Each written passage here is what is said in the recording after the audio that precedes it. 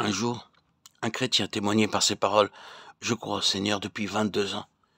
Les 2 premières années, j'ai fait tout mon possible pour croire. Et si l'on m'avait demandé si j'étais sauvé, car je l'étais vraiment, nul ne pouvait dire que je ne l'étais pas, car je savais que je l'étais. Je savais aussi que j'avais la vie éternelle. Cependant, j'avais un problème, car quiconque me demandait si je croyais en Dieu, je répondais que bien entendu je croyais en lui. Mais je prononçais ce mot croire en insistant, comme si je devais me forcer moi-même à croire, comme si je devais consciemment me l'imposer sous peine de cesser d'être chrétien. C'est pourquoi ma croyance au Seigneur Jésus exigeait mes propres efforts. Est-ce que je le connaissais? En toute sincérité, je ne savais pas si je le connaissais. J'avais recours à beaucoup de raisonnements et à la doctrine pour protéger ma foi. Je me sentais à l'abri et je pouvais même parler avec les autres tant que mes raisons étaient logiques et ma doctrine était irréfutable. J'avais besoin d'une aide mentale dans ma vie chrétienne.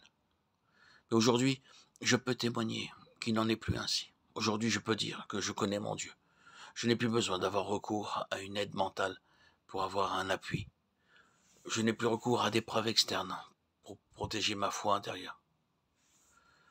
Ce chrétien a exprimé en fait ce que signifie connaître vraiment Dieu. Cette connaissance procède de la révélation.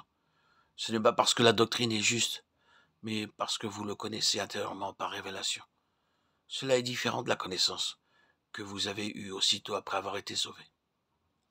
Car alors, vous pensiez que votre connaissance devait être entourée de beaucoup de soins, à l'écart de toute crainte, au risque qu'elle ne soit endommagée de quelque manière, ou bien même perdue. Pour beaucoup, leur foi dans le Seigneur Jésus est continuellement dépendante et liée à l'obligation d'une marche attentive. Ils ont toujours peur d'entendre quelque chose de différent qui puisse affirmer leur connaissance de Dieu. Mais un jour, Dieu leur donne la révélation. Ils commencent à le connaître intérieurement, car ils l'ont vraiment vu, et tous les problèmes sont résolus. Permettez-moi de vous dire que lorsque vous connaîtrez vraiment Dieu, toute la foi du monde ne vous aidera pas à croire plus pour autant, et tout le scepticisme de ce même monde ne pourra causer un préjudice à votre foi. Peut-être que les autres prétendront avec des arguments convaincants que la Bible est complètement fausse, et que leurs raisons de ne pas croire paraîtront surpasser toutes les raisons de croire. Cependant, quels que soient les nombreux faits qu'ils auront pu rassembler devant vous, votre foi ne sera pas ébranlée. Au lieu de cela, vous pourrez déclarer hardiment: dorénavant, je connais Dieu de manière intérieure. Cette connaissance est plus profonde que les pensées et plus profonde que les sentiments. Aujourd'hui, j'ai une connaissance intérieure. C'est pourquoi rien de l'extérieur ne peut la faire fléchir.